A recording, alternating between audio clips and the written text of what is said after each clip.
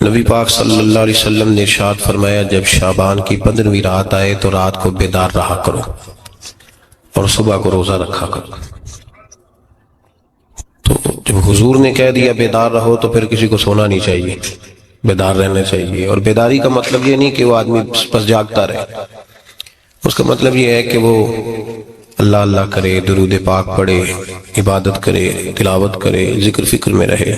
کچھ باتیں اس مقصد کے لیے کہ اس رات اللہ پاک نے اپنی رحمت کے دروازے کھولے ہیں، تو کچھ ایسی بات کی جائے جس سے دل نرم ہو جائے۔ دوستو، قرآن مجید کی 2 آیات میں نے پڑھی ہیں۔ اللہ کریم نے فرمایا، یا ایھا الذین آمنوا اتقوا اللہ حق تقاتہ، اے ایمان والو اللہ سے ڈرو اور اتنا ڈرو جتنا ڈرنے کا حق ہے۔ ڈرو اللہ پاک سے، اور جس طرح تم کسی سے ڈرتے ہو، ڈرنے کا حق ہوتا ہے، وہ حق ادا کرنے کی کوشش کرو۔ ہم میں سے بہت سارے لوگ ڈرتے ہیں کچھ لوگوں سے، اور جب وہ ڈر رہے ہوتے ہیں تو انہیں احساس ہوتا ہے۔ اللہ پاک نے ہمارا وہ احساس خود بیان کر دیا ہے۔ فرمایا، جب تم کسی سے ڈرتے ہو تو تمہیں اس کا احساس ہوتا ہے کہ تم کتنا ڈرتے ہو، تو پھر تم کوشش کرتے ہو کہ تم وہ کام نہ کرو جس سے وہ بگڑ جائے گا، ناراض ہو جائے گا۔ جو لوگ قانون سے ڈرتے ہیں وہ اشارہ نہیں توڑتے، کچھ بھی ہو جائے اشارہ نہیں توڑتے۔ انہیں پتہ ہے کہ یہاں اشارہ توڑیں گے تو الجھ جائیں گے، اور جہاں انہیں فکر نہ ہو کہ کوئی پوچھنے والا نہیں، وہاں ہم نے دیکھا ہے کہ لوگ اشارہ توڑ دیتے ہیں۔ اللہ تبارک و تعالیٰ نے موقع دیا، میں حرمین شریفین حاضر ہوا تو وہاں ایک روڈ دائری روڈ کہلاتا ہے۔ اس روڈ سے پیدل چلنے والے نہیں گزر سکتے۔ وہ کہتے ہیں جی اس روڈ سے پیدل والا نہ گزرے، ان کے لیے علیحدہ جگہ ہے۔ قانون یہ ہے کہ اگر کوئی پیدل آدمی وہاں سے گزرے اور اس کا ایکسیڈنٹ ہو جائے تو وہ حکومت یہ کہتی ہے کہ یہ کیوں یہاں سے گزرا تھا، لہٰذا کوئی مقدمہ نہیں ہو سکتا۔ وہاں ہم نے دیکھا ہے کہ لوگ اس سڑک پہ پیر بھی نہیں رکھتے، کہتے ہیں مر گئے تو بنے گا کچھ نہیں۔ یہاں بھی بہت سارے ایسے معاملات ہوتے ہیں کہ جہاں انسان محسوس کرتا ہے کہ یہ بڑا میرے لیے نقصان ہو جائے گا، تو وہ ڈرتا ہے۔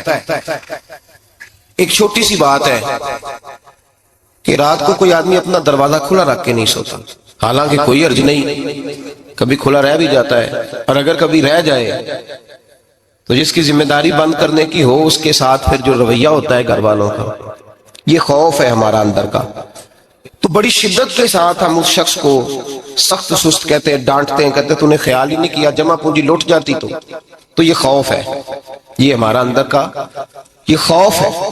آپ بازار میں جائیں تو درجنوں لوگوں نے گن مین بٹھائے ہوئے ہیں، ان کا دل نہیں کرتا کہ اضافی تنخواہ دی جائے، کیا مطلب ہے ایک آدمی کو اضافی پیسے دینے کا، لیکن وہاں آدمی بٹھایا جاتا ہے، اس کو تنخواہ دی جاتی ہے، اس کی روٹی کا بندوبست کیا جاتا ہے، اس کے سارے ضروریات زندگی کا خیال رکھا جاتا ہے، اور پس منظر یہ ہوتا ہے کہ ڈر لگتا ہے اگر یہ شخص نہ ہوا تو ہمارے چوری ہو جائے گی۔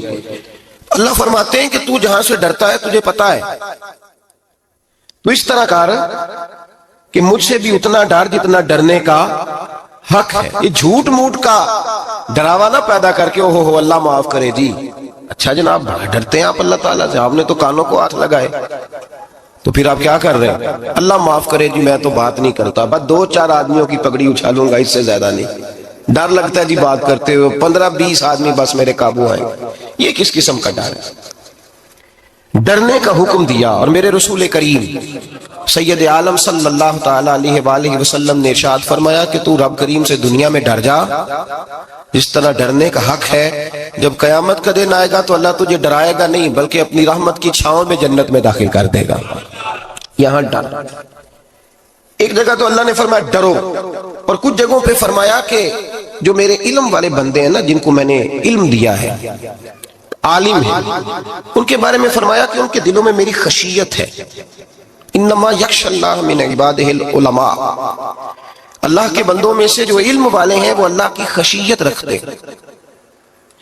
قرآن نے ایک جگہ کہا ڈرو، خوف کا لفظ بھی استعمال کیا، وَلِمَنْ خَافَ مَقَامَ رَبِّهِ جَنَّتَانِ، خوف بھی ہے اور خشیت بھی ہے۔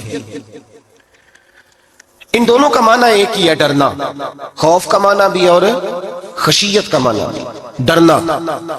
جب آپ علماء لغت کو پڑھیں گے، عربی ادب کو جاننے والے لوگوں کا مطالعہ کریں گے، تو انہوں نے یہی لکھا ہے کہ ان دونوں کا معنی ڈرنا ہے.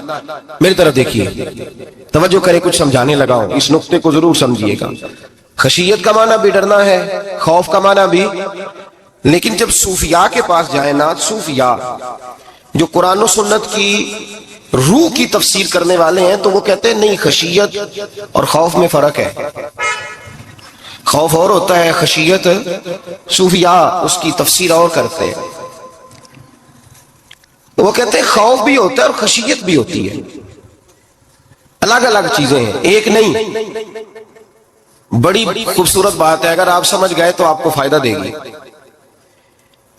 صوفیاء یہ کہتے ہیں کہ بھائی خوف ہوتا ہے اپنے گناہوں کا، کہ میں نے یہ گناہ کیے ہیں، اگر اللہ نے مجھ سے پوچھا تو مجھے بڑا خوف آتا ہے، مار پڑے گی. یہ خوف ہے. پھر سمجھ لیں، ایک آدمی نے حرام کا مال اکٹھا کیا ہے زندگی میں، معاذ اللہ اس نے بڑے پاپ کیے، گناہ کیے، شراب پی، بدکاری کی، معاذ اللہ تعالیٰ ثم معاذ اللہ. اب اسے ڈر لگ رہا کہ اللہ تبارک و تعالیٰ نے پوچھا تو میں کیا جواب دوں گا. یہ خوف ہے. اور خشیت یہ ہے کہ ایک آدمی سارا دن نماز پڑھتا ہے، روزہ رکھتا ہے، عبادت کرتا ہے، اللہ کو یاد کرتا ہے، پھر بھی ڈرتا ہے. یہ خشیت ہے. یہ خشیت ہے. جو گناہوں سے ڈرے وہ خوف ہے، اور جو رب کی ناراضگی سے ڈرے وہ خشیت ہے. جو کہے یا میرا رب کہیں ناراض نہ ہو جائے، میرا رب کہیں مجھ سے. بڑی خوبصورت مثال دی.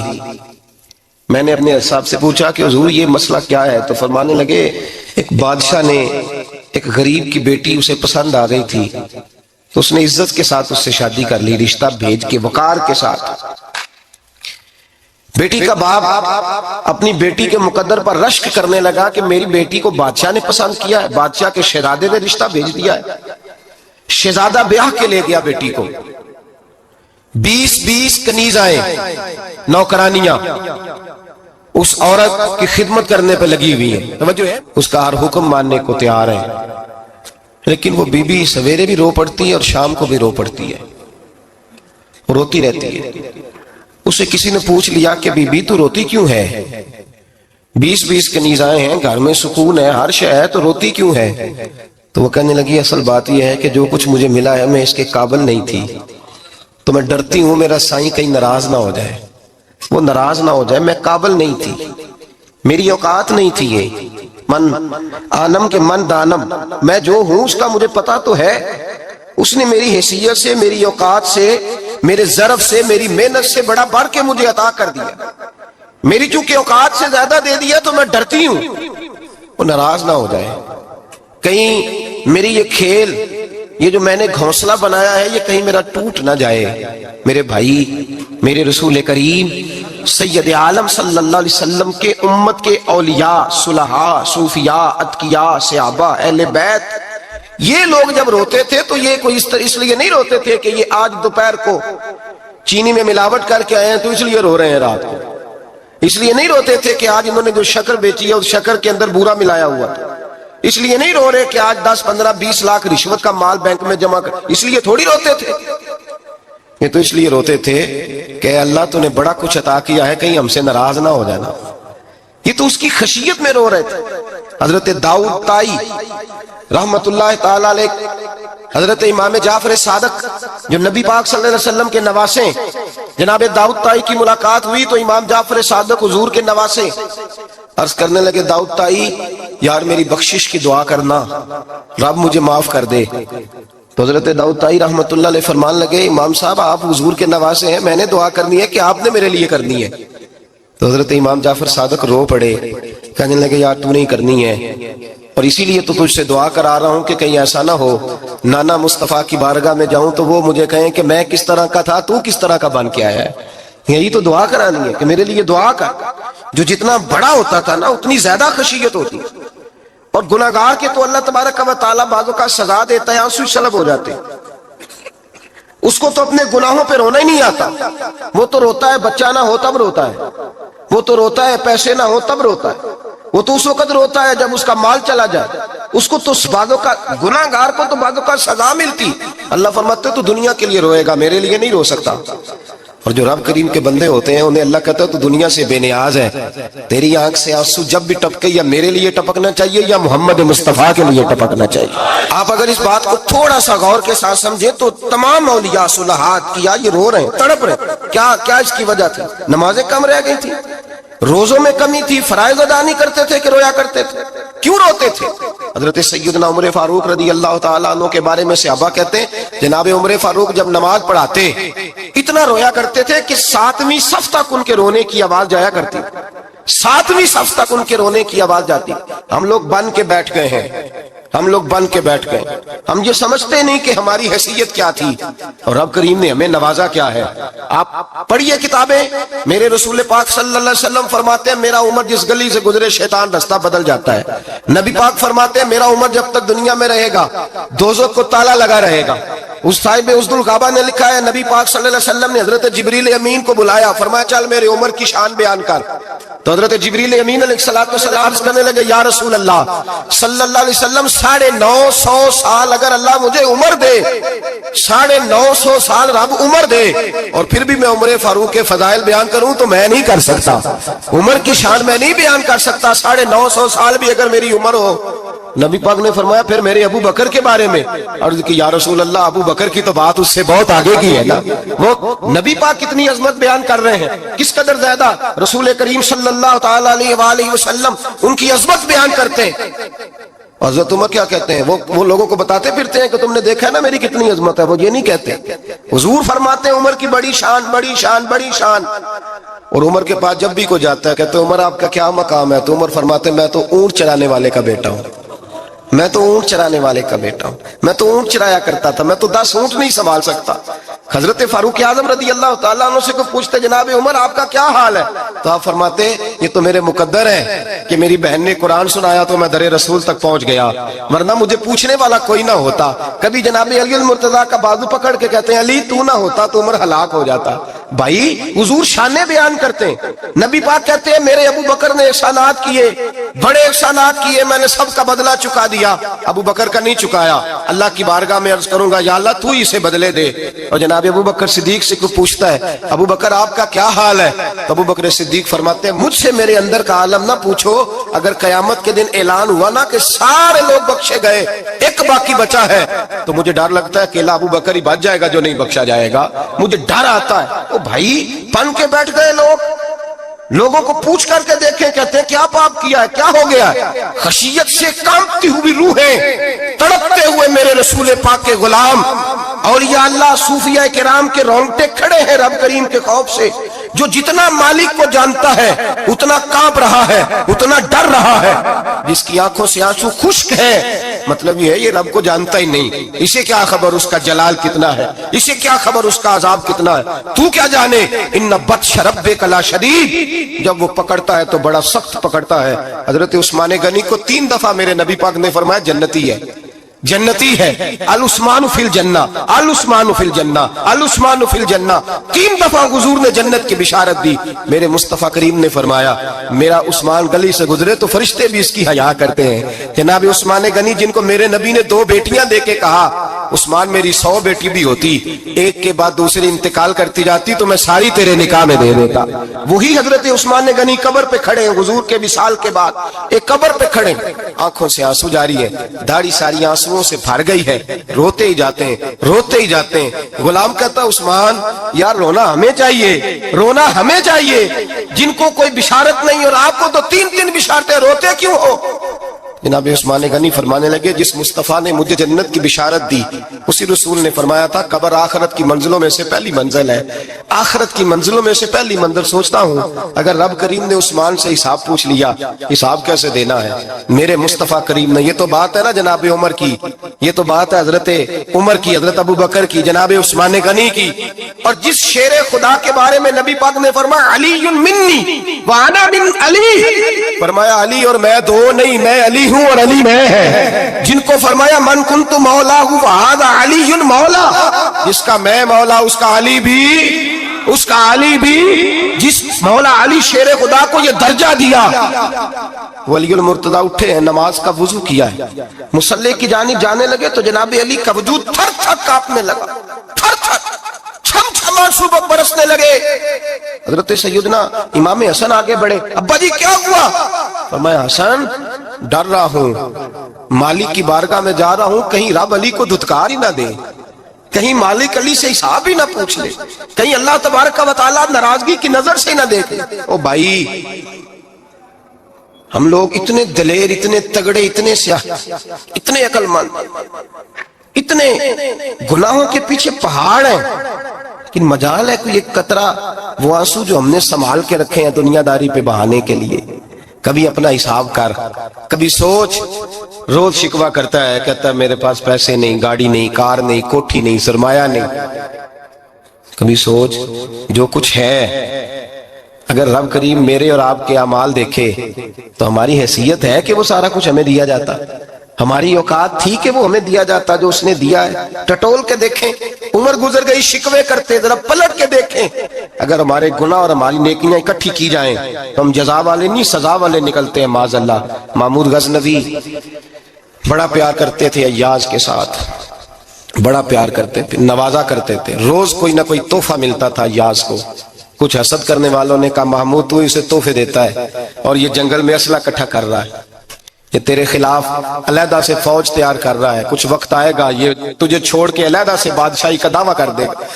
محمود غزنوی کہنے لگے یہ کس طرح کی بات؟ کہا تمہیں پتہ ہے کہ ایاز اثر سے لے کر عشاء تک کہاں رہتا ہے؟ محمود کہنے لگے یار واقعی میں نے کبھی پوچھا تو نہیں، شک کا بیج بو دیا، شک کا بیج بو دیا۔ محمود غزنوی کہنے لگے اچھا آج میں پیچھا کروں گا، تفتیش کروں گا، تحقیق کروں گا کہاں جاتا ہے، تحقیق کروں گا۔ محمود غزنوی نکلے پیچھا کرنے، عصر کے بعد ایاز نے جنگل کا رخ کیا، محمود بھی پیچھے پیچھے ہو لیے۔ کہتے ہیں جنگل کے بیچ جا کے ایک جھونپڑی آئی، اس جھونپڑی کے اندر ایاز گئے، دروازہ کھولا، اندر چلے گئے۔ مجھے بڑا غصہ تھا کہ ہر بات مجھے بتاتا ہے، یہ کیوں نہیں بتائی؟ جب ایاز اندر گئے تو میں نے زور زور سے دروازہ کھٹکھٹایا غصے کے ساتھ۔ ایاز نے دروازہ کھولا، باہر آئے، میں نے کہا پیچھے ہٹ۔ ایاز پیچھے ہٹے تو میں اندر چلا گیا۔ محمود کہتے ہیں جب میں اندر گیا تو میں نے اس جھونپڑی میں ایک پرانا کرتا لٹکا ہوا دیکھا، ایک ٹوٹے ہوئے جوتے پڑے ہوئے دیکھے، ایک چھوٹا سا ڈنڈا دیکھا، ایک مٹکا، ایک پیالہ دیکھا۔ میں نے ساری تلاشی لی تو چند ٹوٹی پھوٹی پرانی چیزیں، میں نے کہا ایاز یہ کیا ہے؟ تو کہتے ہیں ایاز کہنے لگا بادشاہ ٹٹول کے دیکھ لے، یہی کچھ ہے جو تو نے دیکھا۔ میں نے کہا یہ ہے کیا؟ کہتے ہیں ایاز پیروں میں بیٹھ گیا، تڑپ کے رونے لگا، کہنے لگا بادشاہ یہ میری اوقات ہے، یہ میری اوقات ہے، یہ میری اوقات ہے، یہ میری اوقات ہے۔ کہا کیا مطلب؟ کہنے لگا جس دن تیرے پاس آیا تھا نا تو یہ میری کائنات تھی کل، آج تیری مہربانیوں نے مجھے یہاں تک پہنچا دیا ہے۔ میں جو تیرا غدار نہیں نہ ہوتا، میں جو تیری نافرمانی نہیں کرتا، اس لیے نہیں کرتا کہ میں ہر شام آ کے اپنی اوقات یاد کرتا ہوں، اور پھر مجھے روز رات کو میرا نفس کہتا ہے اس کا وفادار رہنا، اس کا وفادار رہنا۔ تو اس حال میں تھا جب آیا تھا، اگر یہ بگڑ گیا تو پھر تجھے اپنی اوقات کا پتہ ہے نا۔ محمود غزنوی نے سینے سے لگایا، کہنے لگے آج تک تو بچا بھی اس لیے ہے کہ تو اپنی اوقات نہیں بھولا۔ ملا رومی کہتا ہے اپنی اوقات یاد رکھ، تو کیا تھا؟ تجھے ایک رات سونے نہ دے تو اپنی ٹانگوں پہ کھڑا نہیں ہو سکتا، تیری وہ آنکھ لے جائے تو کچھ نہیں کر سکتا، وہ تجھے معذور کر دے تو کچھ نہیں کر سکتا۔ 30 سال کے اونچے 7 فٹ قد کے جوان اس نے فالج زدہ کر کے ہسپتالوں میں ڈال دیے، وہ کچھ نہ کر سکے۔ بڑے بڑے پہلوان جو کہتے تھے کہ ہم اٹھے تو دنیا اٹھتی ہے، اس نے پھینک دیے من و مٹی کے نیچے، کچھ نہ کر سکے۔ اپنی حیثیت نہ بھول۔ میرے رسول کریم سید عالم صلی اللہ علیہ وسلم نے فرمایا 2 باتوں میں لوگ دھوکے میں ہیں، دھوکے میں ہیں، دھوکے میں ہیں، دھوکے میں۔ یا رسول اللہ کون سی؟ فرمایا جو صحت مند ہے وہ دھوکے میں ہے، وہ سمجھتا ہے میں کبھی بیمار ہی نہیں ہوں گا، مجھے روز اسی طرح نیند آئے گی جس طرح اب آتی ہے، میں روز اسی طرح اٹھوں گا جیسے اب اٹھتا ہوں، میں اتنا ہی لمبا چوڑا رہوں گا جس طرح آج ہوں، میرا حسن اسی طرح قائم رہے گا جیسے آج ہے۔ تو دھوکے میں ہے، دھوکے میں۔ بڑے بڑے آئے اور بڑے بڑے مٹی کا ڈھیر ہو گئے، فنا ہو گئے، کل من علیہ فان، فنا ہو گئے، کوئی پوچھنے والا نہ رہا۔ اور میرے رسول پاک نے فرمایا جو فارغ ہے، جن کو رب نے اپنی عبادت کے لیے فارغ کیا، अपने दीन की नौकरी के लिए फारग, वो भी धोखे में हैं, वक्त जाया कर रहे हैं, चौक और चौराहे में खड़े हैं। मेरे भाई, जब अपनी हैसियत इंसान भूलता है, हैसियत भूलता है, फिर वो शिकवा करता है। जब अपनी औकात भूलता है, फिर शिकवा करता है। जब वो भूल जाता है कि मैं क्या था, फिर वो शिकवा करता है। हजरत सैयदना इमाम आमश रहमतुल्लाह अलैह बाजार में खड़े थे तो बादशाह का बेटा गुजरा, आकड़ के गुजरा। आपने बाजू पकड़ के खींचा और मैं जा जाके अपनी माँ से पूछ और अपने बाप से पूछ, तेरी औकात क्या है? अकड़ के चलता है, जा पूछ उनसे तेरी हैसियत क्या है। हजरत जनाब सैयदना इमाम आमश ने डांटा तो वापस आया, आगे कहने लगा, अब्बा वो इमाम क्या कहता था कि मेरी औकात क्या है, क्या औकात है मेरी? तो बाप और माँ दोनों घूरने लगे, कहने लगे, बेटे हमारे पास दौलत भी थी, घर भी था, मकान भी था, जायदादें भी थी, बादशाहत भी थी, पर हम दुनिया के दरवाजों से भीख मांग मांग के थक गए थे। अर्श का मालिक एक बेटा अता नहीं करता था, एक बेटी नहीं देता था, तड़प गए थे, रोते थे, सिसकते थे।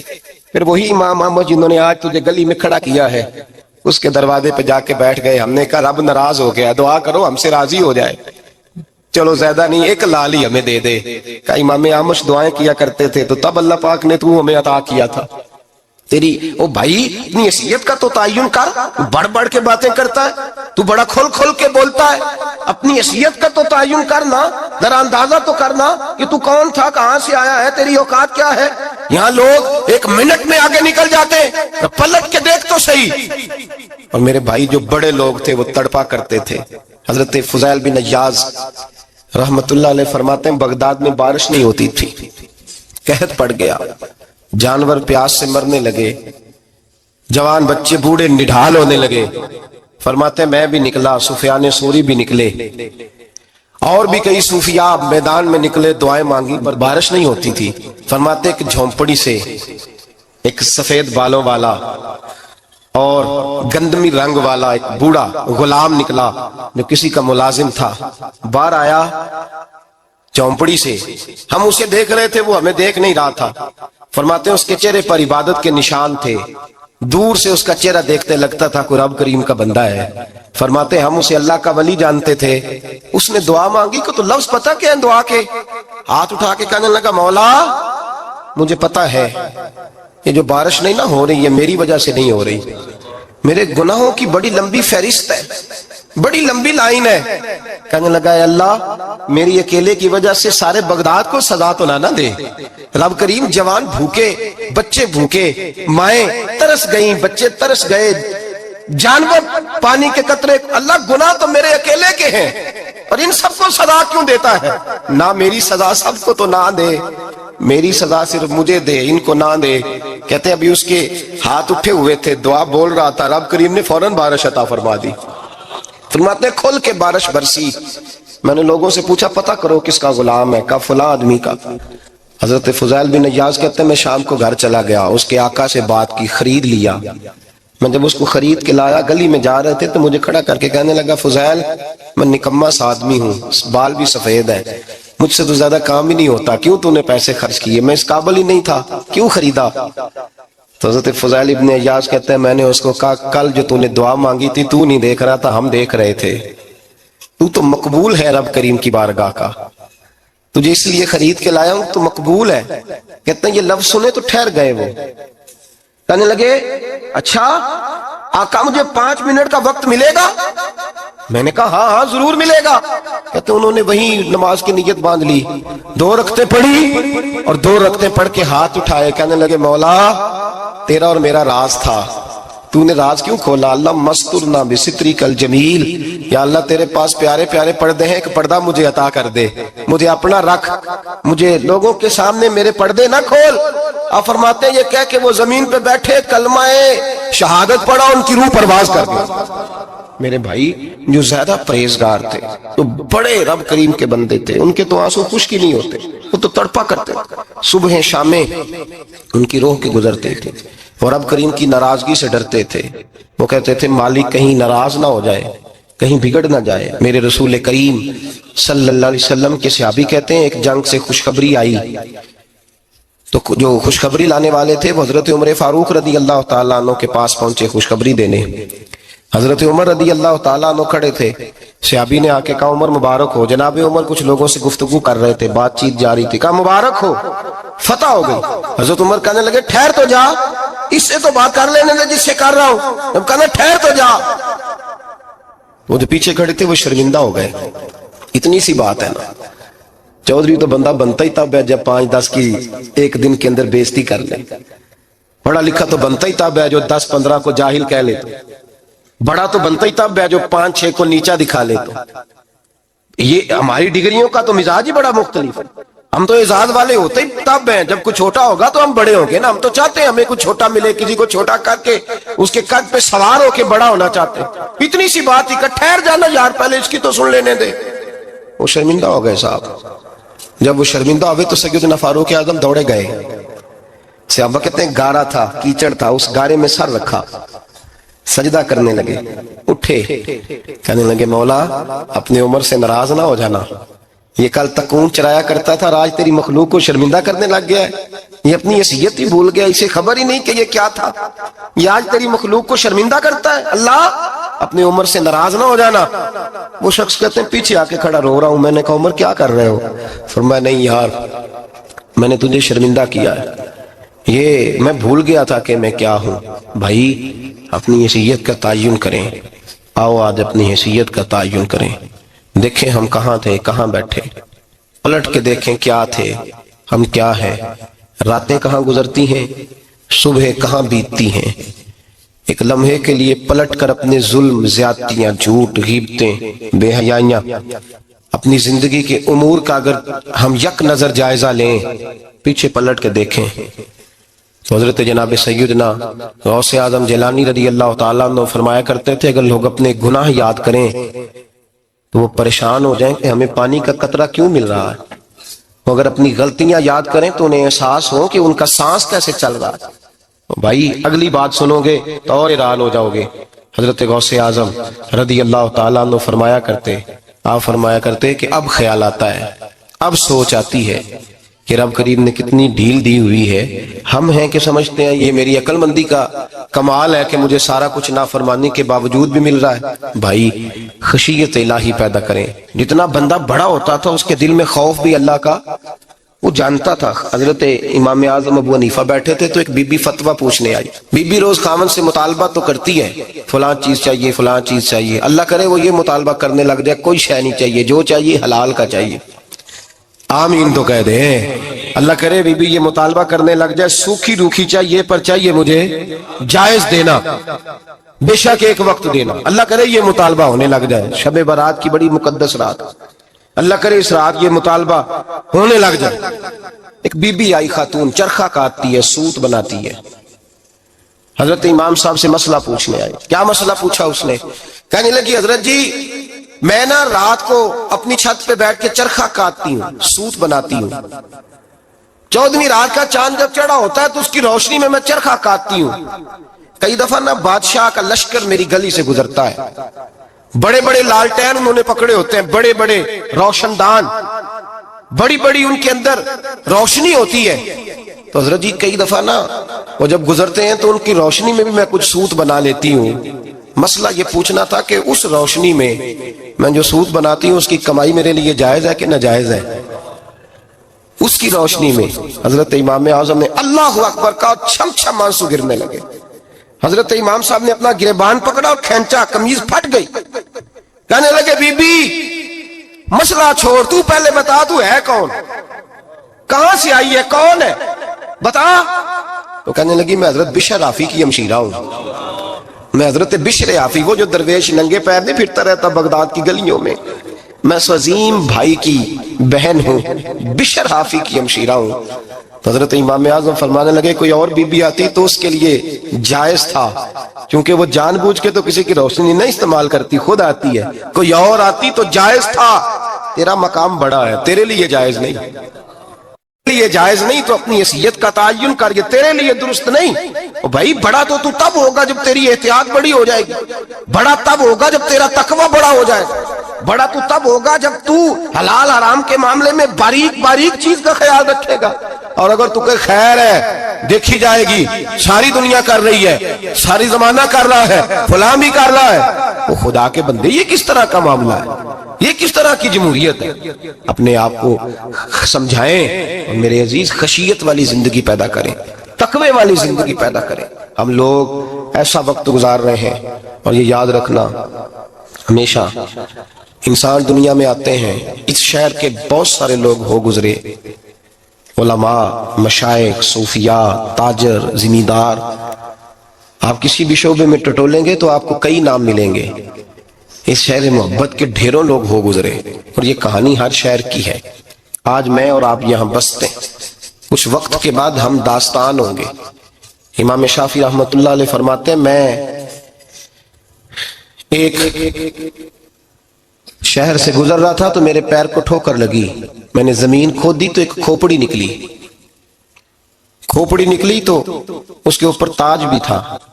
میں نے شہر کے لوگوں سے پوچھا یہ کیا ہے؟ تو کہنے لگے یہ بادشاہوں کا قبرستان ہے، اس میں غریب دفن تو نہیں ہو سکتا تھا، دفن تو بادشاہوں کا خاندان ہے، لیکن افسوس کی بات یہ ہے کہ یہاں مٹی ڈالنے کوئی نہیں آتا۔ اب یہ سیدھی سڑک بن گیا۔ بھائی کبھی پلٹ کے دیکھ، ہزاروں لوگ آئے، اس روڈ سے کروڑوں لوگ گزرے اور منزل کو چلے گئے، لوگوں نے یاد نہیں رکھا۔ آپ اپنے حصے کا عمل کرنے آئے، ٹھیکیدار نہیں ہے کوئی اپنی اولاد کا، بال بچے کا، بہن بھائی کا۔ حق ضرور ہے، ان کے لیے محنت ضرور کرے گا، لیکن اس کو یہ اجازت نہیں ہے کہ وہ کہے کہ میں اب بڑا ذمہ دار ہوں تو میں نے 20 کروڑ بینک بھر کے جانا ہے۔ حضرت عمر بن عبدالعزیز رحمت اللہ تعالیٰ علیہ کے انتقال کا وقت آیا تو اپنے بیٹوں کو بلایا، فرمانے لگے بیٹو تمہارا باپ بزدل تھا، تمہارے لیے کچھ کر نہیں سکا۔ ابا جی کیا ہوا؟ فرمانے لگے بیٹے میں بزدل تھا، جہنم سے ڈر گیا، تمہارے لیے کوئی بینک بیلنس اکٹھا نہیں کر سکا۔ میں تھوڑا دلیر ہوتا، دوزخ سے نہ ڈرتا تو تجوریاں بھر کے جاتا۔ پرانے بادشاہ محل چھوڑ کے گئے ہیں، پر میرے پاس کچھ نہیں ہے، بادشاہ ہونے کے باوجود میں فقیر ہوں، خالی ہاتھ جا رہا ہوں۔ بزدل جو تھا، آپ نے جب یہ لفظ کہے تو بچے رونے لگے، کہنے لگے ابا جی ہمیں تو فخر ہے، ہمیں تو فخر ہے، جس گلی سے بھی ہم گزرتے ہیں کپڑے ہمارے سادے ہوتے ہیں پر لوگ دکانیں چھوڑ کے ملتے ہیں، کہتے ہیں نیک باپ کی اولاد جا رہی ہے، یہ بڑے مرتبے والے باپ کی اولاد جا رہی ہے۔ بھائی یاد رکھیں، خشیت الہی پیدا کریں، نہ اپنی ذات کے ساتھ ظلم کریں۔ اگر آپ کوئی بھی غلط کام کرتے ہیں تو اس کا جواب آپ نے دینا ہے۔ اگر آپ نے 1 کروڑ روپیہ ناجائز کمایا ہے تو وہ اللہ آپ سے نہیں، آپ کے بچے سے نہیں پوچھے گا، بیوی سے نہیں پوچھے گا، بہن بھائی سے نہیں، وہ آپ نے جواب دینا ہے۔ آپ اپنے اعمال پر غور کریں۔ آج شب برات ہے، میرے نبی کریم صلی اللہ علیہ وسلم نے فرمایا کہ میری امت کی اتنی بخشش ہوگی، مدینے میں سب سے زیادہ بنو کلب کا قبیلہ بکریاں پالتا ہے، ان کی بکریوں کے بالوں سے بھی زیادہ اللہ میری امت کی بخشش فرمائے گا۔ اس کو توبہ کی رات کہا جاتا ہے۔ توبہ کا مطلب یہ ہوتا ہے کہ اللہ میں آج کے بعد گناہ نہیں کروں گا۔ توبہ کا مطلب ہوتا ہے کہ میں آج کے بعد یہ غلطی، آپ کا ملازم کتنی بار غلطی کرے تو آپ رکھ لیتے ہیں؟ ایک دن میں 100 دفعہ کرے تو گنجائش ہے اس کو رکھنے کی؟ اللہ رکھ لیتا ہے، کہتا تو توبہ کر، ہے گنجائش؟ میرا خیال ہے جو 10 بار بھی کرے اس کے لیے بھی گنجائش ہے، اس کے لیے بھی گنجائش ہے۔ استاد باپ ہوتا ہے، بچے سے غلطی ہو جائے تو کہتا تجھے ارجانہ بھرنا پڑے گا۔ بچے لگے نہیں ہوتے اسکولوں میں، جرمانے لگے ہوتے ہیں، چھٹی کا علیحدہ ہے، فلاں کام کا علیحدہ ہے، حالانکہ باپ ہے۔ بھائی اللہ فرماتا ہے تو توبہ کر، اور توبہ یہ ہے کہ میں آج کے بعد یہ گناہ، جس آدمی نے کل 5 نمازیں نہیں پڑھنی اس کا آج توبہ کرنے کا کیا مطلب ہے؟ توبہ کا کیا مطلب ہے کہ میں آئندہ گناہ، تو جو سویرے 5 نمازیں نہیں پڑھنا چاہتا کہتا ہے کل زور نہیں میں نے پڑھنی، چلو فجر تک جاگنا ہے فجر پڑھ لوں گا، تو اس نے توبہ کی ہے؟ کوئی مذاق ہے؟ استغفر اللہ استغفر اللہ استغفر اللہ، معاف کر دے، کیا معاف کر دے؟ سویرے تو مسجد آئے گا۔ بھائی آپ کسی جگہ، ہم سادے لوگ ہیں، دیہاتی لوگ، یہ ہمارا دیہات کا ماحول ہے، بچے کو مارتے ہیں نا مدرسے والے کے تو ہم کہتے ہیں دوبارہ کرے گا، تو کیا کہتا ہے اگوں تو جو بچہ کہے تسی تھپڑ دو مار لو میں سویرے پھر کرنا جی، تو اس کو معافی ملے گی؟ یہ کیسی معافی ہے کہ سویرے میں نماز نہیں پڑھنی زور کی لیکن یا اللہ معاف کر دے؟ یا اللہ، یہ جھوٹ ہے، یہ دھوکہ ہے، یہ مذاق ہے، مذاق نہیں کرے۔ اور بندہ کوئی سیاںا ہو تو مذاق برداشت نہیں کرتا، اور معاذ اللہ استغفر اللہ، رب کریم کے ساتھ مذاق۔ یا اللہ میری توبہ، یا اللہ میری توبہ، یا اللہ مجھے معاف کر دے، یا اللہ معاف کر دے، اور سویرے جھوٹ پھر بولنا ہے اٹھتے ہی، تو یہ کیسی توبہ ہے؟ توبہ کا مطلب ہوتا ہے کہ میں توبہ کرتا ہوں آج کے بعد گناہ، تو توبہ کو سمجھے تو صحیح نا میرے بھائی، توبہ کو سمجھے۔ تمام صحابہ، چونکہ شراب حرام نہیں تھی تو ہر آدمی پیا کرتا تھا، جب حرام ہو گئی تو پھر کسی نے منہ نہیں لگایا، توبہ ہو گئی تو پھر ہو گئی، پھر معاملہ ختم ہو گیا۔ پھر کبھی قریب حضرت مرثد بن نبی مرثد البغوی رضی اللہ تعالیٰ عنہ حضور کے صحابی ہیں، آپ فرماتے ہیں میرے اندر ایک غلطی تھی، میرا بہت ساری خواتین کے ساتھ دوستانہ تھا، نبی پاک کی بارگاہ میں جب میں گیا اسلام کی بائعت کی تو حضور نے فرمایا تیری نظر جھکی رہنی چاہیے، خبردار کسی عورت سے تیرا، کہتے ایک نصیحت نبی پاک نے کی۔ آپ فرماتے ہیں میں نے اپنے دل کو اس طرح سمجھایا کہ عورتیں اگر میرے پاس آ کے کھڑی ہوتی تھی تو میرے اندر کا وجود کہتا تھا کہ ہو ہی نہیں سکتا میری توجہ جائے، اس لیے کہ توبہ کی ہے، اب دوبارہ ادھر توجہ جا سکتی؟ میرے بھائی توبہ کو اس کے مفہوم کے ساتھ توبہ کریں، جھوٹ نہیں بولیں، گناہ نہیں کریں۔ میرے رسول کریم صلی اللہ علیہ وسلم نے فرمایا استغفار پڑھا کرو، میں دن میں 100 مرتبہ استغفار کرتا ہوں۔ حضور کہتے ہیں میں دن میں، حضور 100 دفعہ دن میں استغفار کرتے۔ امام حسن کے پاس ایک شخص آیا، کہا میرے پاس اولاد نہیں، فرمایا استغفار پڑھ۔ ایک پھر آ گیا، اس نے کہا حضور میرے پاس روزی نہیں، فرمایا استغفار پڑھ۔ ایک اور آیا، اس نے کہا حضور بیماری بڑی ہے گھر میں، فرمایا استغفار کر۔ آپ کے صاحبزادے بیٹھے تھے، کہا ابا جی جو آتا ہے آپ استغفار ہی بتاتے ہیں۔ آپ فرمانے لگے جب کوئی بندہ توبہ کرتا ہے تو رب راضی بڑا ہوتا ہے۔ تو میں نے سب کو توبہ کا وظیفہ بتایا ہے، جس کی جو بھی مجبوری ہو اگر توبہ کر لے تو اللہ تعالیٰ اسے آسانی عطا کر دیتا ہے، اللہ اس پہ نظر رحمت کر دیتا ہے۔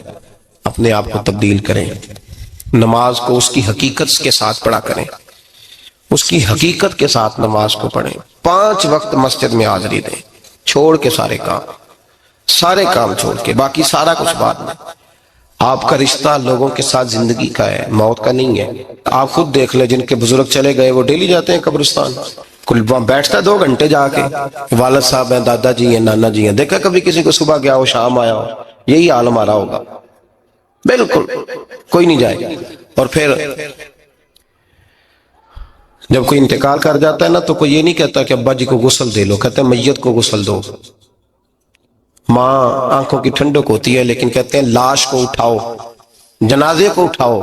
آپ کے رشتے ناطے ختم ہو گئے۔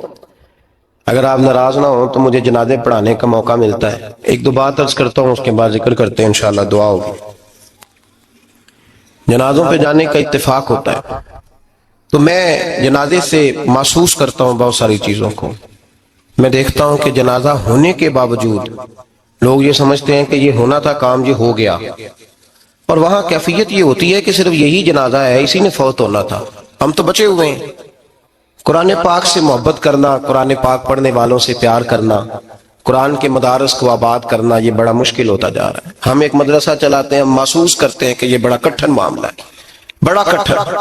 ایک تو تنقید کی نظر بھی سب سے زیادہ اداروں کی طرف ہوتی ہے، اور سب سے کم تعاون بھی اداروں کے ساتھ ہوتا ہے، مجبوری کے ساتھ ادارے وقت گزارتے ہیں۔ اپنا رجحان مدارس کی جانب کریں اور دین سیکھنے کی طرف رجحان کریں، قرآن مجید صحیح پڑھنا سیکھیں، قرآن مجید صحیح سمجھنا سیکھیں۔ اور پھر میرے بھائی جو آیات آپ کو ضروری ہیں، نماز جنازہ ہے، وضو ہے، غسل ہے، آپ کے روزمرہ کے معاملات ہیں، وہ کسی اچھی قاری سے، اہل سنت کے کسی شخص سے ان کی درستگی کرائیں، اپنے معاملات پہ غور کریں، یہ ان کوتاہیوں سے باہر آئیں، قرآن پاک سے محبت کریں اور دین داروں کے ساتھ جڑیں۔ ایک گزارش آپ سے اور کرنی ہے، اس کو بھی کھلے دل کے ساتھ سنیے گا، کھلے دل کے ساتھ۔ یہ شب برات کی رات ہے اور میں ذمہ داری کا مظاہرہ کرتے ہوئے بات کرنا ضروری سمجھتا ہوں۔ آپ کسی پیر صاحب سے ملیں، کسی آستانے پہ جائیں، یہ کچھ گزارشات ہیں، بات میری ختم ہو گئی وہ کر کے میں دعا کرنے لگا ہوں، تو شریعت اسلامیہ کا ضرور پاس اور لحاظ کریں۔ یہ دیکھیں جس صوفی کے پاس، درویش کے پاس، جس کو آپ پیر سمجھ رہے ہیں، اسے کوئی قرآن حدیث بھی آتا ہے، وہ کو سنت شریعت کا بھی پابند ہے۔ میری اپنی جماعت سے ہاتھ باندھ کے گزارش ہے، خدا را اب بس کر دیں، بڑی تباہی ہو گئی اور لمبی چوڑی ہو گئی، تھک گئے ہم کہہ کے۔ لوگ سمجھتے نہیں اس چیز کو۔ اعلیٰ حضرت فاضل بریلوی نے لکھا ہے، ادھر دیکھیں، اعلیٰ حضرت نے لکھا ہے کندھوں تک بال رکھنا جائز ہے، کندھوں تک، کندھوں سے نیچے رکھنا حرام ہے۔ کیسے اس شخص کو لوگ پیر مان لیتے ہیں؟ جس نے داڑھی سنت سے چھوٹی رکھی بھی ہے، بال بڑے رکھے ہوئے ہیں، یہ ملنگ صاحب ہیں، ان تماشوں سے باہر آ جائیں، اللہ تبارک و تعالیٰ کی بارگاہ کی طرف رجوع کریں۔ ہم دم کے قائل ہیں، درود کے قائل ہیں، میں سارا دن پتہ نہیں 20 تعویذ لکھ کے دیتا ہوں، ہمارے بزرگوں کا طریقہ ہے، یہ چیزیں جائز ہیں، ان کی شریعت میں اصل ہے، دلیل ہے، لیکن کل دین یہ نہیں ہے۔ اپنے آپ کو بچائیں اور علم کی طرف رجوع کریں، تقوی کی طرف رجوع کریں، ان ظالموں سے، بہروپیوں سے اپنے آپ کو بچائیں۔ اور میں ان لوگوں کو بھی دعوت فکر دیتا ہوں جو ہمیں روز آ کے کہتے ہیں یہ تمہارا پیر، تو یہ تمہارا پیر، جب ہم خود کہہ رہے ہیں ہمارا نہیں، تو ہم کسی شرابی کبابی کو اٹھا کے کہہ دیں یہ تمہاری جماعت کا بندہ ہے تو تم رکھ لو گے؟ کہو ہم اگر کہہ دیں تمہاری جماعت یہ درس دیتی ہے تو تم مان لو گے؟ یہ کیا بات ہے؟ اگر کسی جماعت کا کوئی شخص غلط ہے، اور ہم درباروں والے نہیں، ہم تو مسجدوں والے لوگ ہیں، دربار تو ایک ضمنی چیز ہے، بن بھی جائے تو ٹھیک ہے، ورنہ تو میرے نبی پاک نے فرمایا ہر مومن کی قبر جنت کا باغ ہوتی ہے، تو اندر دربار ہی بنا ہوا ہے، جنت کھلی ہوئی ہے، اوپر بلڈنگ بننا اتنا ضروری کام ہے؟ مہربانی فرمائیں ایک تو اپنے آپ کو دین کی طرف راغب کریں، رمضان شریف آئے گا، اپنی اصلاح کی کوشش کریں، اور جب کسی دینی مجلس میں جائیں تو روح کی دنیا لے کر کے جائیں، کچھ سیکھنے کے ارادے سے جائیں، کچھ درس لینے کے ارادے سے جائیں، جمعے پڑھیں، دروس سنیں، تو کچھ لینے کے ارادے سے جائیں، اور دین کی خدمت میں اپنے حصے ڈالنے کی کوشش کریں۔ اس سے صرف چندے کا معاملہ نہیں، اس سے مراد یہ ہے کہ اپنی اولاد کو، اپنے بچے کو، اپنے آپ کو دیندار بنائیں، یہ آپ کا دین میں حصہ ہوگا، یہ آپ کا دین کے ساتھ تعاون ہوگا۔ آخری بات میرے بھائی آپ حضرات سے یہ ہے، اس کو ضرور سمجھیں، خواتین کو پردے کا پابند کریں، ان کو پردہ داری سکھائیں، پردہ شریعت میں ضروری ہے، اور جواب دہ عورت نہیں ہوگی، اس کا خامند ہوگا، اس کا باپ، اور اس کا اگر بھائی بڑا سربراہ ہے تو وہ جواب دہ ہوگا کہ عورت بے پردہ کیوں نکلتی ہے۔ تہذیب کے نام پر بد تہذیبی نہ کریں، خبردار کوئی ایسا کام نہ کریں جس سے اللہ رسول ناراض ہو، ان کو پردے کا پابند کریں، بغیر برقعے کے، بغیر مکمل نقاب کے، بالکل عورت کو اجازت نہ دیں گھر سے نکلنے کی، سختی کریں، اور ان کو سمجھائیں کہ ہمارا تعلق یورپ کے ساتھ نہیں، ہمارا تعلق خاتون جنت حضرت فاطمہ الزہرا کے ساتھ ہے، ان کو پابند کریں۔ اور یہ میں ذمہ داری سے بات کہہ رہا ہوں، مرد ذمہ دار ہے اگر اس کی عورت باپردہ نہیں ہے، وہ ذمہ دار ہے، اور اللہ کی بارگاہ میں اس کی کوئی بات قابل قبول نہیں ہوگی۔ اور شب برات کی رات اتنے لوگ گواہ ہیں کہ یہ پیغام آپ کو پہنچایا گیا، آپ کو پہنچایا گیا، آسمان زمین اور ہوا گواہ ہے کہ ہمیں یہ بات پہنچائی گئی کہ ہمیں ان کو پردہ کرانا ہے۔ ذکر ہوگا، ذکر کیا ہے؟ ذکر ہے اللہ کو یاد کرنا۔ اور میرے نبی پاک صلی اللہ علیہ وسلم نے ایک حدیث میں فرمایا رب کا ذکر اس طرح کرو کہ لوگ تمہیں دیوانہ سمجھیں۔ یہ لوگ باتیں کرتے ہیں تو کھول کھول کے، اللہ کے ذکر کی باری آتی ہے تو تھک سے جاتے ہیں، تھک کے ذکر نہیں کریں، ذکر کریں تو پوری دل جمی کے ساتھ، سرور کے ساتھ، کیف کے ساتھ۔ اور آج کر کے تو دیکھیں بھلا ذکر میں ہوتا کیا ہے، یہ لذت کیا ہے، یہ کیف کیا ہے۔ میرے بچے چھوٹے مجھ سے کہتے ہیں ذکر لمبا کرایا کریں، بیٹا اکثر مجھے کہتا ہے ذکر جو ہے نا وہ جب آپ بڑا لطف آتا ہے ذکر میں، ذکر تو ایک کیفیت ہے، لگ جائے تو اس کا ایک اپنا ذائقہ ہے، تو ذکر کریں اللہ کا، درود شریف پڑھیں۔ دعا کیا ہے؟ آج لائٹ کو بند کر کے جب ہمارے ہاں ذکر ہوتا ہے، دعا ہوتی ہے، تو ہمارے بزرگ یہ کہتے ہیں ہم ثابت یہ کرنا چاہتے ہیں کہ ہم مجمع میں نہیں بیٹھے، یا اللہ تیری بارگاہ میں بیٹھے، ہمیں تو ساتھ والا دیکھ نہیں پا رہا۔ دعا مانگے، اور اللہ سے مانگے تو کھول کے مانگے، اور آج اگر ہو سکے نا تو کوئی ایک آدھ قطرہ گرا ہی دے۔ میرے نبی پاک نے فرمایا محفل میں چند لوگ بھی رو پڑے تو سب کا کام بن جاتا ہے۔ آپ میں سے کوئی نیک آدمی ایسا ہوگا تو ہمارے جیسے کئی گناہگاروں کو ساتھ اللہ اس پہ فضل فرمائے گا۔ یہاں ذکر کے بعد دعا ہوگی، دعا کے بعد پھر سلام ہوگا، پھر ایک دفعہ آخر میں دعا ہوگی، پھر آپ کو کچھ وقت دیا جائے گا انفرادی طور پہ نفل ادا کرنے کا، 4 6 نفل پڑھ کے نئے سرے سے تازے ہو کے آپ حضرات تشریف لائیں گے، اور پھر انشاءاللہ تعالی یہاں لنگر کا بندوبست ہوگا، آپ حضرات کے لیے ماں حضر جو کچھ ہے آپ کو پیش کیا جائے گا۔ کوشش کریں روزہ رہ ہی جائے صبح کا، ویسے بھی پریکٹس ہوگی رمضان کی، اور شعبان میں زیادہ روزے رکھنا میرے نبی پاک کی سنت بھی ہے، اس لیے ضرور کوشش کریں کہ سحری کا بندوبست ہے تو آپ روزہ رکھیں تاکہ آپ کے لیے آسانی ہو جائے۔ اللہ تبارک و تعالی ہماری اس حاضری کو اپنی بارگاہ میں مقبول فرمائے۔